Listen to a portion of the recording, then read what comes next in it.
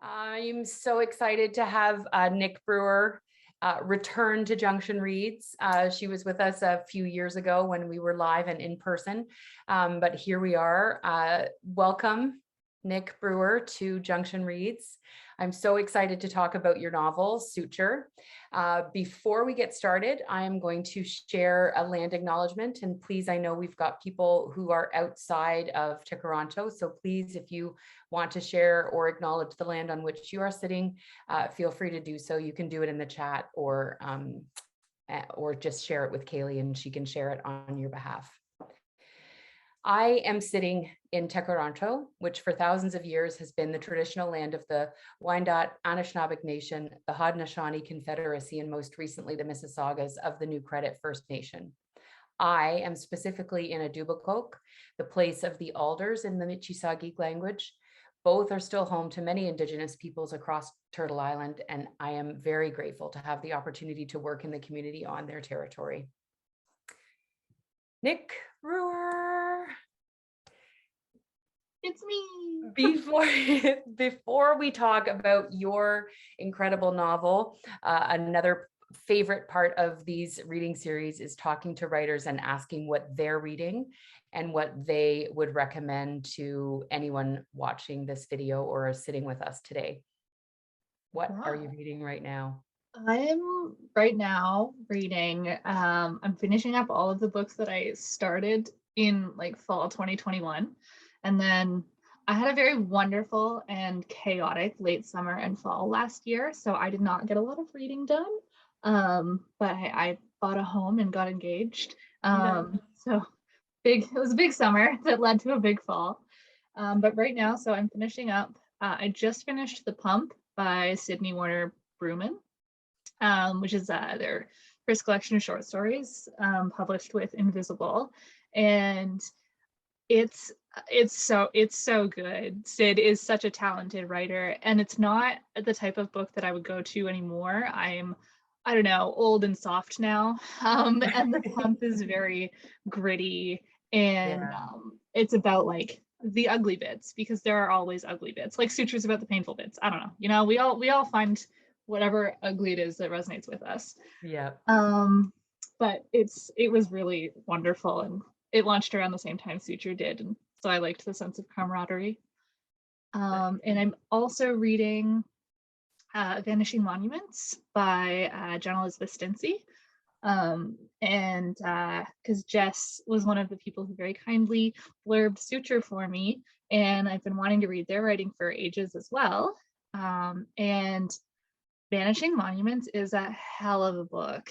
It's incredible the way that Jess deals with like time and identity, and how both of those things are like much more flexible than we've all been led to believe. I'm about halfway through it, and I'm just like blown away at the craft and work of that book.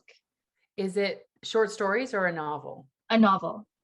Right. Yeah, it's a novel, and it has like a present storyline, and then it has like 2 or 3 kind of like other storylines that are between like near present and slightly less near present. But then there are these sections written in the second person about the narrator's memory palace, which I had not heard of until I watched Sherlock. Right. But it's a Sherlock thing? I think it's a thing. Like, I think it's an actual thing, but a memory palace is like if you conceptualize your memory as a like building or room or physical space that you're really, really familiar with. And then you assign your memories like a place in that space, you can remember everything. Yeah, I don't know. You can just like wander through your memory palace like it's a library. That's amazing. Yeah, so it's really cool. And those are written in second person, and those like time just like shatters in those, obviously, but then so does identity. the narrator is non-binary, and they have days where they present more like a woman and days where they present more like a man, and they kind of never bother correcting anybody. So when they're in their memory palace, they like kind of remember all of these different instances of being alive, which if you stack those identities on top of each other, they don't all match. Right. And it's really, really interesting. Oh, that's, I can't wait to read that. That's Yeah. That's, I have been reading The Pump, and Sid is actually coming with their collection on Thursday to the first 30, the quick 30-minute Instagram live thing that we started. So I'm excited to talk to them about that, because I'm from St. Catharines, and so and went to high school with people from Grimsby, and so I love reading stuff. Speaking of memories, I love reading stuff, especially dark stuff that takes place in a place I'm really familiar with. So I'm excited to talk about that. We get to hear you read from SUTURE, and I love when I go through the second read. After I read the book, I go through the second read, and I kind of keep my fingers crossed, hoping the reader's going to read a particular section. So I'm excited to hear what you're going to read. But before I do that, can I share your bio? Absolutely, yeah. Nic Brewer is a writer and editor from Toronto. She writes fiction mostly, which has appeared in Cantheus, the Hart House Review, and Hypertrophic Literary, among others. She is the co-founder of Frond, an online literary journal for prose by LGBTQI2SA writers, and formerly co-managed the micropress Words on Pages. She lives in Kitchener, Ontario with her partner and her dog. SUTURE is her first book. Thank you so much. And I meant to say this earlier, but I forgot. I am in Kitchener, and Kitchener is the traditional home of the Haudenosaunee, the Anishinaabe, and the Neutral people. So normally I practice and time myself, but I have read this book out loud to my fiance like so many times that I'm like, okay, I don't need to practice reading it out loud anymore. But that means I haven't timed myself. So I have 3 sections that should certainly be under my time limit, and then I have a backup 4th if there's time for that. So please do let me know. And I like to read a little bit of all 3 characters. I guess probably know what SUTURE is about if you're here, but it is a book that follows 3 artists in different disciplines in a world where you have to actually use your physical body to make art. And so I like to read from each of the 3 main characters. I read a bit of like their beginnings at my launch, and so I'm reading from slightly later points in the book.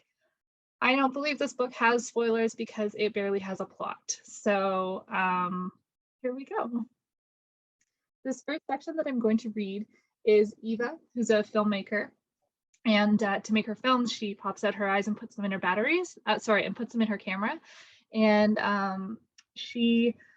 so early into her career, she starts losing the color in her vision and has something of a mental breakdown over it, and puts her marriage at risk. And then her father-in-law ends up in the hospital, and it kind of puts things into perspective for her. So this is very shortly after she gets the news that her father-in-law is in the hospital.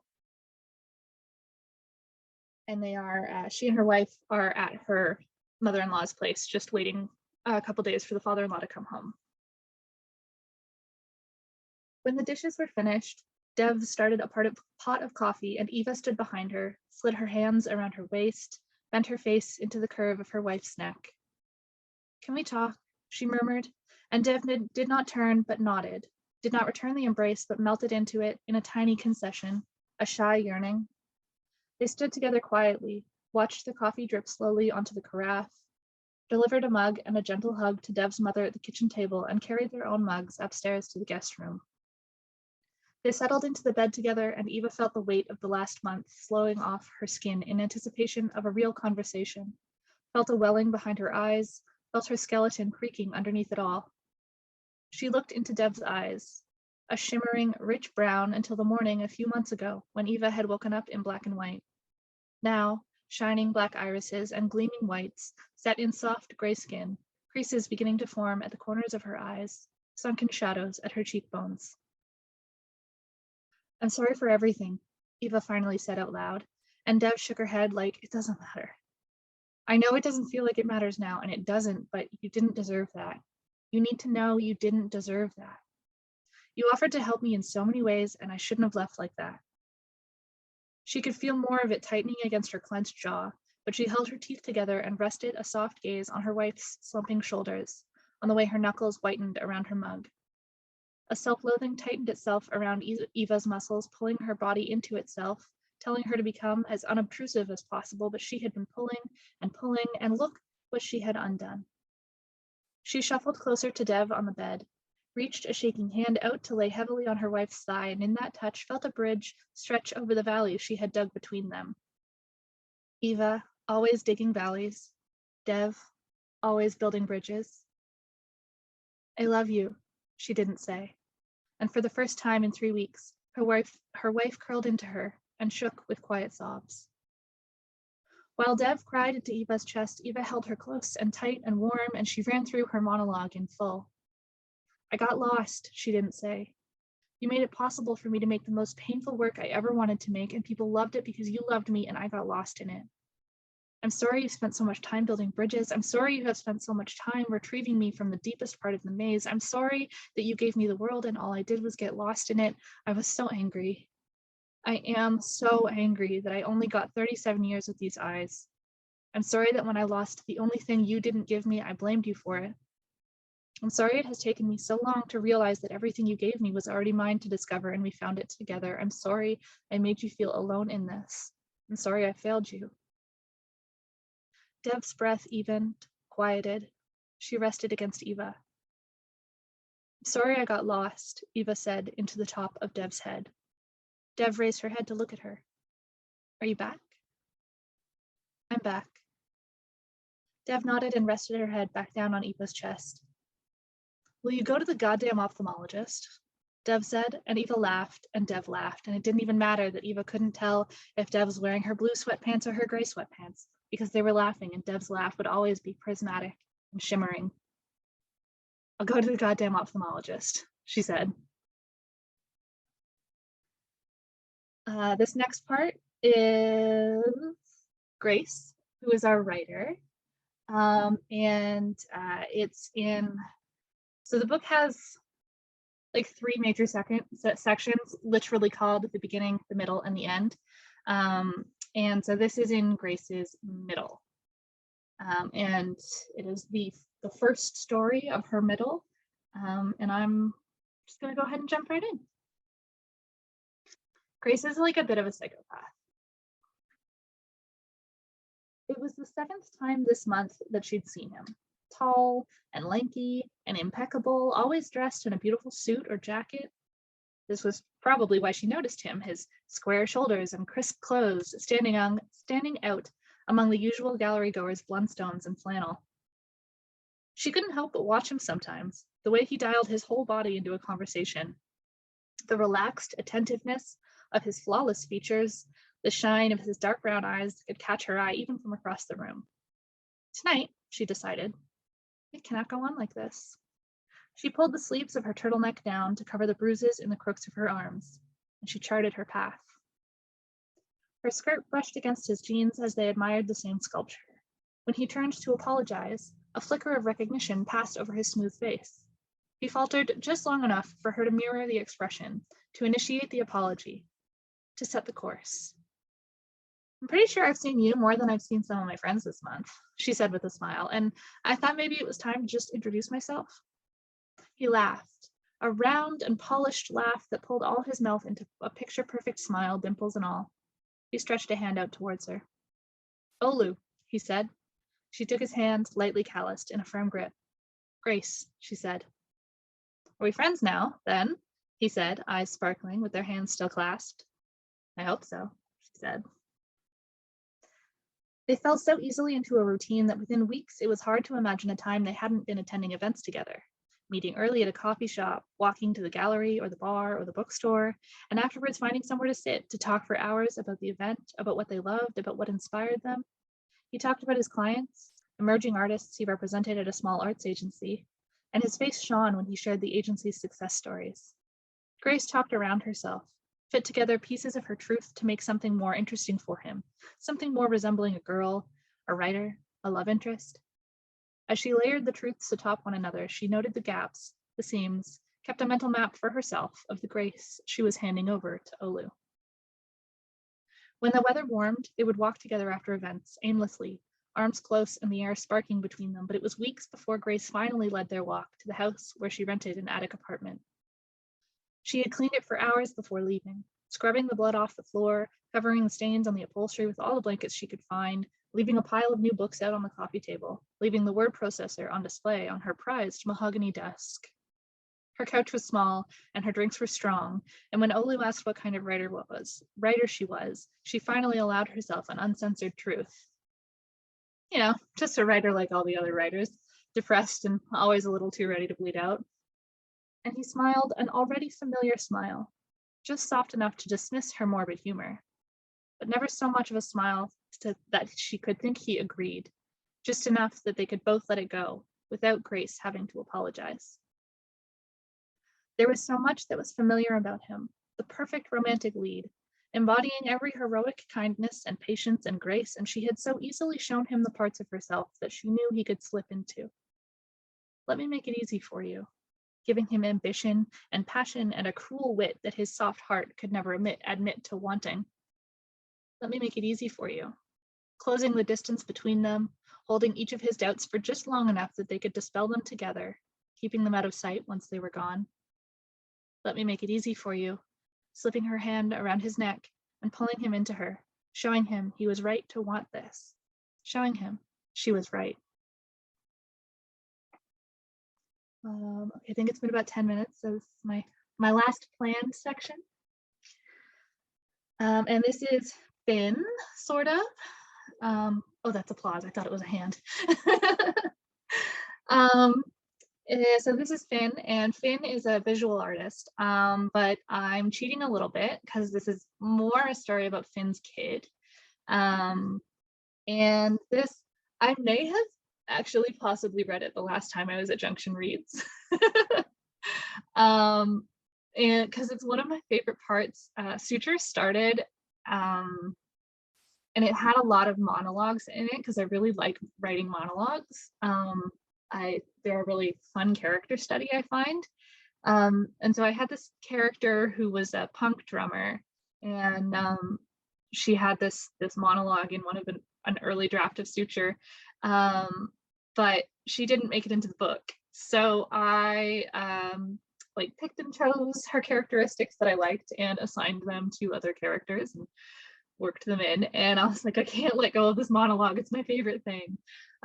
So now it is assigned to Finn's kid. So this is in Finn's end section. Finn's lived her life. She's had a successful career, and now she has a kid, and the kid is a drummer. So this is one of my personal favorites. Finn clicked send angrily before rereading the email to her ex-husband. Have you seen this? This is what happens when you try to stop your kid from doing something they love. I'm taking them to the safety workshop next week, and I really don't care what you think. She clicked the link again and let the video play one more time. Her kid sat across from a girl in their grade 12 class in an oddly framed interview setup. The girl welcomed viewers by saying how excited they were to have the one and only Paige Callahan on their show, drummer and vocalist for none other than that year's Battle of the Bands winner. Finn hadn't known there was a band or a battle, hadn't known that Paige had won. She chewed her fingers and agonized one more time over Paige's unbelievable, terrifying, and devastatingly genuine interview answers. I mean, yeah, it hurts. Like you can see my arms. It even looks like it hurts. Yeah, it's pretty gross. But I literally tear one of the bones out so I can smash it against the drum kit. There are 2 bones in each forearm, right? So I use one and leave one in. No, it's okay to look. I mean, nobody really does. Paige held their arms out to the person at the camera, daring, goading them to zoom in. It's so gross, right? So I think people think it's rude to stare, and other drummers don't really need to look, like we know already. And even other artists or musicians, I think everyone has something. If not arms like this, then it's just something else nobody's really looking at. So it sort of feels like carrying around an elephant in the room, but in every room all the time. And I'm at this point where if I have to carry around this elephant, I'm just going to let it do what it wants, because who cares? The interviewer was rapt, something like a horrified admiration spilling out of her dark-rimmed eyes. Finn shuddered at Paige's sheer force of being alive. So I guess that's how I do it. I just do. I want to make music, and this is the only way I can to break shit. I'm good at breaking shit. My bones, other people's noses, my grandpa's china, my mother's spirit. Finn snorted despite herself. I think people assume it's because I'm reckless or careless or even just young, or that they think being reckless and careless and young are the same thing. But it takes a lot of work to punch a hole in the wall, you know? You've got to get past two pretty serious logical objections. First, it's going to hurt my hand, possibly needing immediate medical attention. Second, I will need to either fix or explain the hole in the wall. And then you need to really commit to this completely illogical reaction.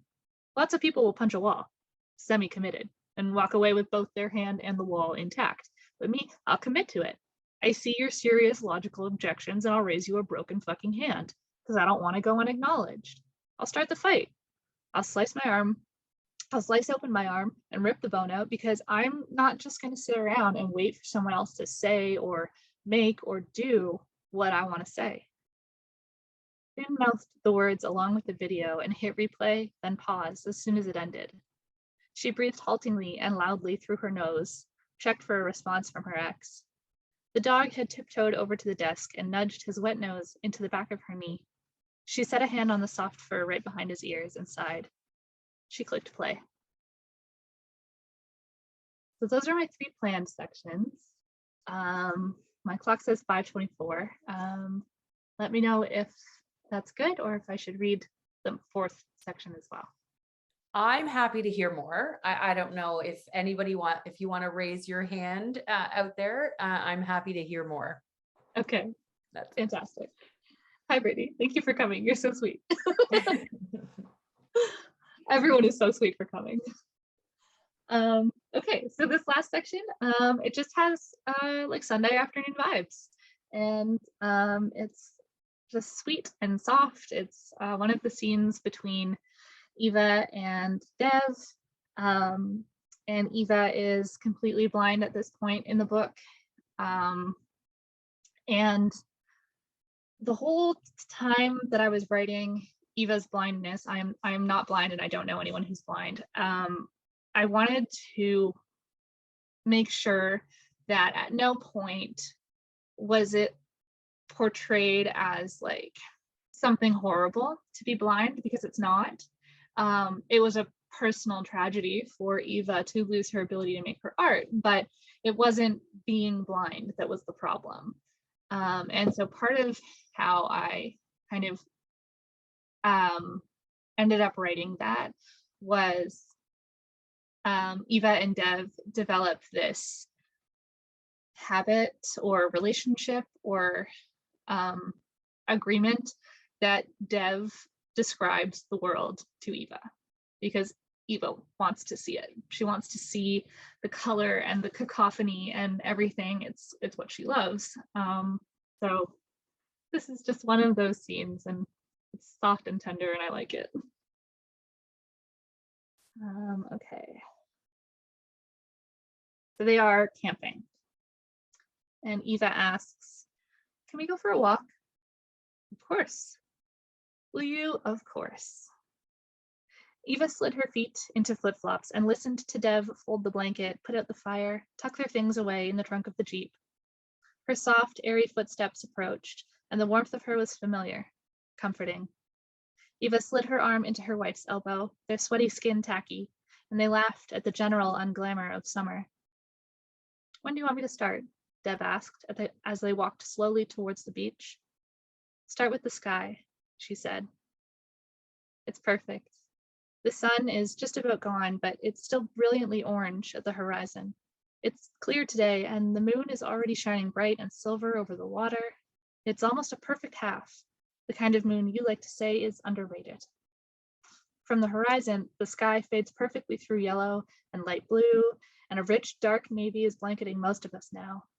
It almost looks the way a sunset looks from a plane above the clouds. Some of the trees are still drowning in the sunset, and they're so golden it looks like fall. The gravel path they'd been walking on turned to dirt, then sand, and Eva stopped then to pull off her flip-flops. The sand was still hot from the day, soft and grainy in her toes. The rhythm of the small waves against the shore massaged the muscles of her heart, drew the knots from her jaw, her neck, her shoulders. Are there any stars yet? She felt Dev's head tilt upward, look around them. Not really, not yet, but it's going to be a rave tonight, you can already tell. There are a few out, small and a little dim, but it's still light. Tell me about the people. There aren't many, but the people who are out here all look like they're having so much fun. There's an older couple at a picnic table that they dressed up fantastically. They brought a blue gingham tablecloth and a classic picnic basket, and it looks like maybe they're having wine right now with frothers, maybe? Her hair reminds me of my mom's, a perfect French twist at the beach. And his hair is perfectly Snow White in a superhero coif. Like if Superman aged, I feel like he might look like this man. I'm happy to know that Superman and Lois live a long and happy life together. The distant murmur of a jet ski was followed by a small crash of water against the shore. There's also a pair of people walking just ahead of us with an enormous golden retriever who keeps running into the water and back to them. They're not calling the dog, but they give it a treat every time it comes back. One of them is wearing a fantastic bikini with sunflowers on it, and the other one has a complicated and stunning black one piece with lots of straps and cutouts. God, I feel old, Eva. Lois and Superman, Eva said. Lois and Wonder Woman? Dev planted a kiss, soft, always soft. She was always so soft. On Eva's cheek, and Eva laughed. You're Wonder Woman, of course, Dev murmured into the top of Eva's head. I am without a doubt, Lois, my love. I doubt Wonder Woman would have to ask for help rearranging the furniture in her library. And anyway, we're not old. Blind, maybe. Achy, sometimes, but not old. Tell me about the water. And that's what I had planned. Nice. I love Eva and Dev's relationship so much. It really felt like the heartbeat of the novel, kind of. But in that way where you have like hopelessness, but also hopefulness, and all of the most beautiful words in the book, in my opinion, are the words that Eva doesn't say. And that is where the pain is for me. Can you talk about Eva and Dev and how if it was intentional that they became the real heartbeat of the book? Yeah, I love talking about Eva and Dev more than anything. So they were actually a very late addition to the book. Eva existed always, but she had a husband, and not the crappy husband that she has in the book, but like her Dev was a man. And so each of the characters has kind of like a relationship at the forefront of their story. For Finn, it's family. For Grace, it's kind of herself. And then Eva's is meant to be her romantic partnership. And from the beginning, Eva's story was supposed to end with her no longer being able to make her art, but finding happiness in life with a beautiful relationship and career that she finds after she can no longer make her films. My dog has something to say about that. What? Sorry. He only barks for like 3 seconds at a time, but when he does, it's so loud and there's nothing anyone can do to stop him. Right. So anyway. He's agreeing with you. Yes. But the thing was, I didn't know how to write that because I had never experienced that. I had never been in a supportive, wonderful relationship that I would have been happy if that was like what I had out of life. And then 2.5 years ago now, I realized I was gay. I got out of a bad relationship.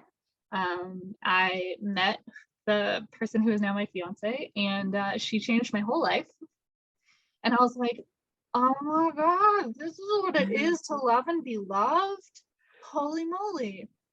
And this was also around the time that I was like really trying to go through the last rounds of edits, trying to get Suture finished, which bless Jay and Hazel at Book Hug.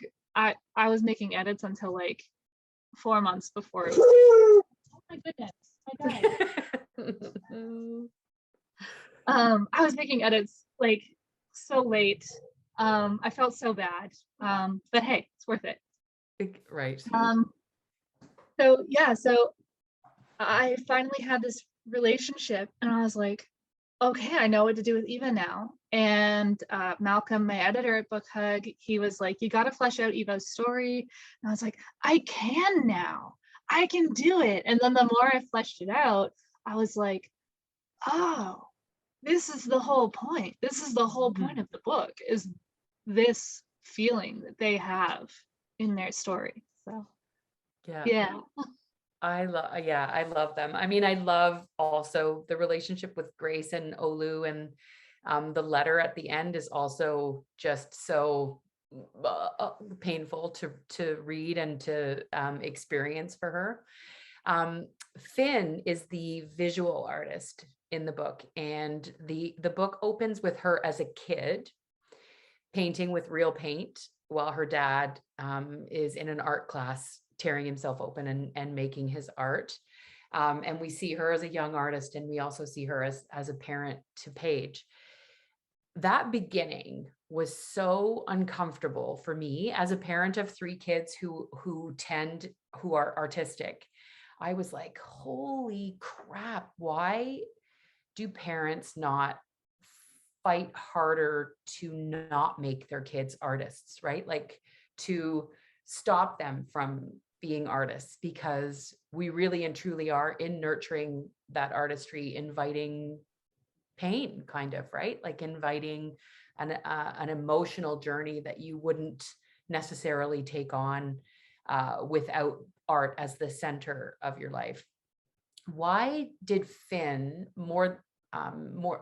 we get evolution of character in everyone else, but for Finn, we get her as child, as midlife, not as young life, as mother. Why was it important to show her as a young artist with little acrylic paints and have her entire life in the book? Yeah, I love that question. So Finn was the start of Suture. Finn's middle, actually I can't remember if it's the middle or the beginning, but when Finn is doing an exam for university, that was the first story I ever wrote for Suture. And so Finn was the first character that I wrote for this book. And so she shaped a lot of how I conceptualize the Suture universe. And because being a visual artist and like cutting your chest open and using your organs, it's the most delightfully disgusting and obvious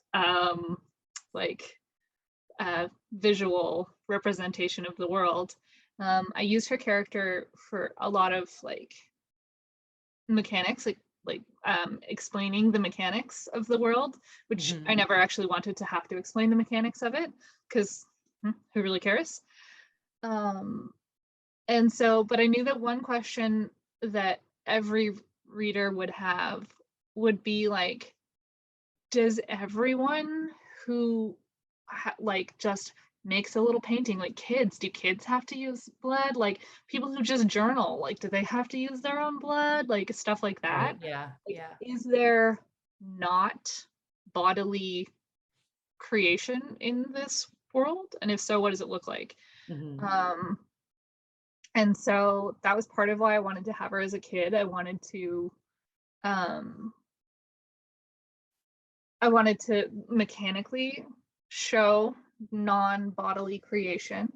But I also, her mother was a like main-ish character in one of the earlier drafts. It had far too many characters when I finished my first draft. Way too many, very confusing. And so I had to chop a lot of them. That must have been hard. It was very difficult. But they for the most part, they managed to find their way into the story still in the ways that matter. Yeah. But Finn's mother was more of a main character, and I was using her to voice the like fear of caring about someone who is doing something difficult or impossible or harmful. And I couldn't have that if I didn't have Finn as a child. Yeah. I can see that. Yeah. And that, I mean, you're talking about the processes of the gory details, I guess. As I was a massage therapist for a number of years, so I have like anatomy was just killing me when I first started reading it, because I was like, how is that rib going to ossify between now and when they make the next piece? How, like, are the ribs coming out of the sternum? And then I was like, is Paige using the radius or the ulna? It seems like the radius would be better, or the ulna would be better. And like, so I had in my brain in the first, experience with each of the artist's processes, the question of how are they making this work? And so my question to you as a anatomy person, how did you think about the process of it, right? Like why is Paige using her forearms instead of grabbing like one of the useless bones from her leg, right? Like the tibia or the fibula would be good. Yep. So the answer to your question is probably I didn't think through it enough. No, I mean, it feels like it's essential she use one of her forearm bones, because those are her arms are what's creating the sound, what's creating. So it seems obvious that those are the bones that she uses. But I was fascinated by thinking about Nic sitting down and going, this is how Finn is going to create her art. This is how Paige is going to create their music. This is right. Yeah. So with Finn, like it started obvious with Finn, like heart, lungs, right? Because it was for a satire class. I was writing a satire, and so that's how it would work. Or in my satire, I'm satirizing, the hypocrisy of judging art in any way whatsoever because someone is putting their heart and soul onto something for you. Yeah.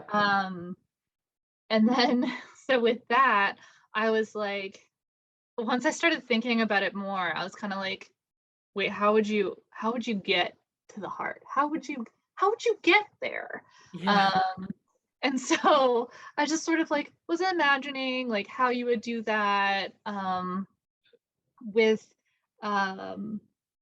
Paige with the drumsticks. It's exactly what you said. It just felt necessary that they be arm bones. I think I also wanted the scarring to be like fairly obvious. Right. Yeah. And it just seemed easiest to just like pop out a forearm bone, There's two. I had to twirl them around. It's like, how many bones are in the forearm? Right. But my favorite, like, visualizing how someone does it was actually oh my gosh, Eva. Because I was like, there's a whole scene where she's filming herself taking out her eyes. Right. So she's using like a crappy camera that just runs normally, and she's filming herself taking out her eyes. And she pops them in the camera, and you like see kind of like the difference in quality or whatever. Mm-hmm. But I'm sitting there writing it, and I was like, "How would you?" How do you physically? Okay. And then what if, how would you, and then like Right. a solid 45 minutes and just sitting there like imagining like pulling how it would How, work. yeah, how's she Yeah. gonna dig in there and get it out? Yeah. That it's fantastic. And that, I mean, to me, the goriness of it adds to, just like you were saying, the idea that you can't really judge art, right? And I in an email exchange, we talked about this, but in Grace's section, in her middle section, she's reading a book review of her second book, which is a horrible book review. And that's a conversation I feel like I could have with you, how you wrote that book review. Because I was literally, I'm reading it going, holy shit, this asshole is writing this book review. How dare this person? And so I want to talk about that. I want to talk about how it's possible for people to remove themselves from the subject or object and the emotional and sometimes physical piece of the artist that's in the book or in the painting or in the film, and review it. And let's talk about book reviews. Yeah, for sure. I hate book reviews. Yes. Like I love them. I love reviewing books. I love talking about books. I But the this feels negative like, book review. it feels like I'm about to like be slanderous or something. But I back when we could gather, in my previous life, Yeah. when I was pretending to be straight and going to events, and I was running words on pages, and I was like really involved in the community and everything like that. I would go to these literary events, and I would want to talk about books because I love talking about books because I love books more than anything, right? Mm-hmm. And I found that it was actually so hard to have good conversations about books with people, because they would be like, oh, have you read like, this popular thing, this popular thing? Nothing Yeah. against popular things. They're great. I read lots of popular things. And but I just found it was really difficult to actually know what people thought of what they were reading. And I was like, well, I have these thoughts and feelings about what I read. They're no reflection on the quality of the book. They're just how I interpreted it. Or even like what I said about Sid's book. I was like, Sid's a great writer, and what they've done with The Pump is fantastic. Not a book I would really read anymore. Like Yeah. it's not really the book for me. But that's just I just, I'm soft.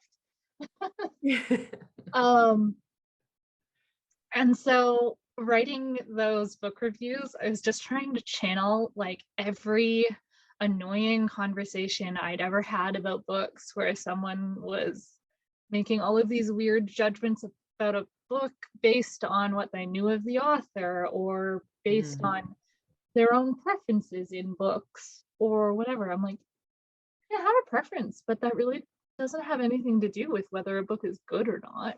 Yeah. Yeah. Well, exactly. And that's there's been a whole Twitter conversation happening the last like couple of months, I think, about stopping to read, like stopping reading a book, right? Like if you pick up a book because someone recommended it, or you bought it, or you were gifted it, or whatever, like there's no obligation to finish it, especially if you hate it at page 50, like especially if you're like, I don't like this character, or I don't like what the story is about, or whatever. And yeah, and so I feel like people either have this desire to get a really popular book and say, I don't think it was all that great. Yeah. Yeah. You know, or for no apparent reason Yeah. than just to say something about that. Yeah. People Um, love doing that. yes. Yeah. But specifically in like, that's what I love about Suture, because Suture just puts it out on the page. Like, these artists are creating something that in part can't exist without an audience, right? Like, the whole debate about whether art can exist with or without an audience is a whole separate thing. But the artists in Suture, their art can't exist without that relationship. Mhm. And so how does an artist separate themselves from the audience? And that's what I love, especially Grace, because Grace is just like, Yeah. I'm going to kill myself. I'm Yeah. going to bleed out and die. I have to create this art. And that's probably one of the most impressive things about Suture. I loved it. Just that, like, taking no shits kind of artistry. It was great. I had a question before I started that little that little thing, and then it, first, I don't know, it went away. That's all So right. we talked about Eva's unsaid words. Mhm. There's a lot of beautiful stuff that she doesn't say Mhm. in this book.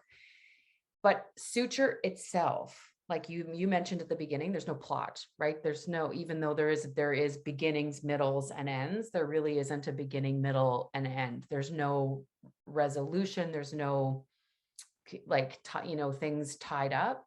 Mhm. And so I was thinking about that idea of Suture being this book of unsaid things, but also in and of itself a piece of art, right? Like, that you're holding it in your hands, and at the end, it can't exist without me.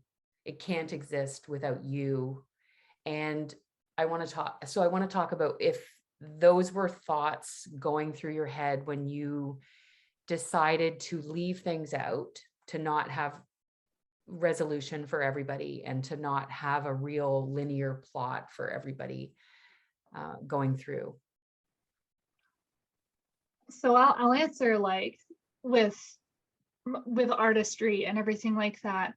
But also I'm just very bad at like writing long things, linear things. Suture is Ingrid, the designer who typeset it, is some kind of genius, because it's like 180 pages, I think, or something like that. Let me see. Yeah, it's like 180, it's almost 200 pages. It's literally 35,000 words.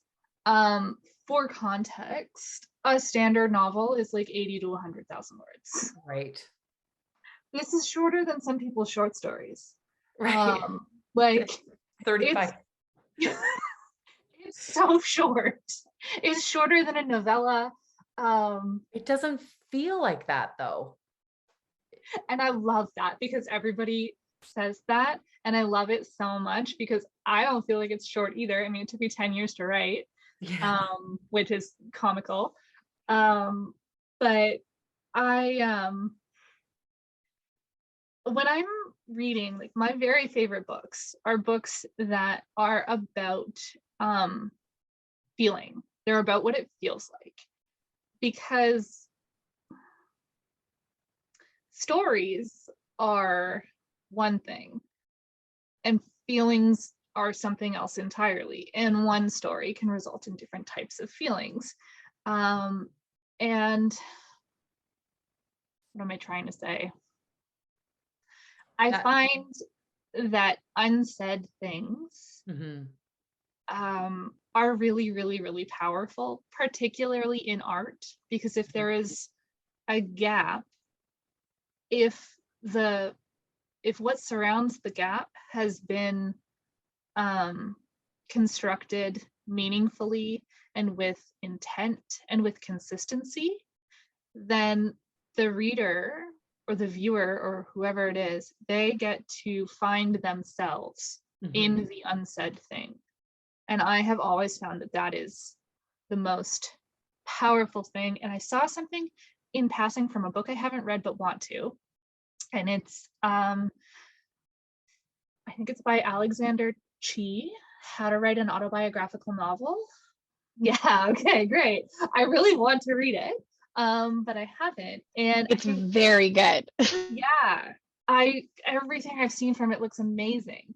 And I saw this excerpt or something, and the Alexander is talking about how when you're writing an autobiographical novel, the best is not a great word, but the best way to write or share a moment is to write around the moment. Right. And so there were so many parts in this book where I did start with a scene. There are very few like scenes in this book, because I would start with a scene and I would be like, okay, I want this to happen and I want this to happen and I want this to happen. And it would be like, okay, so what happens around these things that will make it clear that this happened without me ever having to say it?